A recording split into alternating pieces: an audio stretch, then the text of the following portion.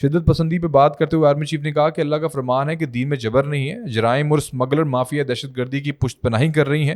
Social media کے ذریعے انتشار پھیلایا جاتا ہے. اور انہوں نے کہا کہ کسی نے پاکستان میں انتشار کی کوشش کی تو رب کریم کی قسم ہم اس کے آگے کھڑے ہوں گے, اور دنیا کی کوئی طاقت پاکستان کو نقصان نہیں پہنچا سکتی کیونکہ یہ ملک قائم رہنے کے لیے بنا ہے. سب سے اہم بات, یہ سب سے بڑی بات ان کی پوری تقریر میں تھی کہ ناموس رسالت پر بات کرتے ہوئے آرمی چیف نے کہا کسی کی ہمت نہیں جو رسول اللہ صلی اللہ علیہ وآلہ وسلم کی شان میں گستاخی کر سکے.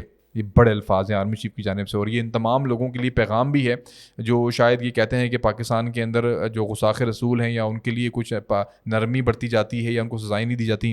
ایک ٹاپ آف آپ کی ہائی کمانڈ کی جانب سے اگر یہ بات کر دی جائے تو میرے خیال سے تمام پاکستانیوں کو اس کے اوپر فخر کرنا چاہیے کہ آپ کے آرمی چیف نے کہا ہے کہ ناموس رسالت کے اوپر کوئی سمجھوتا نہیں ہے. انہوں نے کہا کہ پاک فوج اللہ کے حکم کے مطابق فساد فی الارض کے لیے خاتمے کے لیے جدوجہد کر رہی ہے.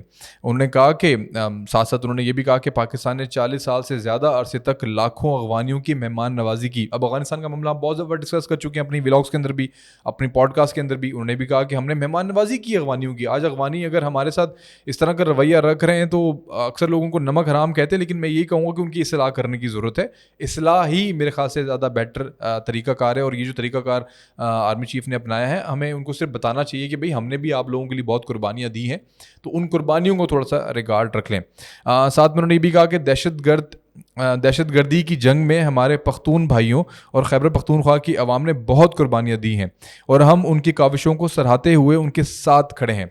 آرمی چیف ہم سب کے ساتھ کھڑے ہیں, چاہے وہ بلوچ ہوں, چاہے وہ پختون ہوں, چاہے پنجابی ہوں, سندھی ہوں, کشمیری ہوں, گلگت بلتستانی ہوں, کوئی بھی ہو یار, آرمی چیف وزیر اعظم آپ کے ساتھ کھڑے ہیں. یہ ایمفسائز کیا ہے آج انہوں نے اپنی تقریر کے اندر. تو پاکستانیوں کو بھی چاہیے کہ کم از کم ان کا ساتھ تو دیں, تنقید کریں, آپ کا حق بنتا ہے. اگر آپ کو کچھ چیزیں الٹی پلٹی نظر آ رہی ہیں یا آپ کو لگتا ہے کہ چیزیں کچھ درست سمت میں نہیں جا رہی تو تنقید کر کے ان کی اصلاح کریں. بٹ آپ ملائن نہیں کر سکتے, آپ بدنام نہیں کر سکتے ان کو, آپ ان کے خلاف پروپیگنڈا نہیں کر سکتے, آپ کسی پروپیگنڈے کا شکار بھی نہیں ہو سکتے. تو یہ چیزیں بڑی امپورٹنٹ ہیں آج کی ان تقریروں کے اندر.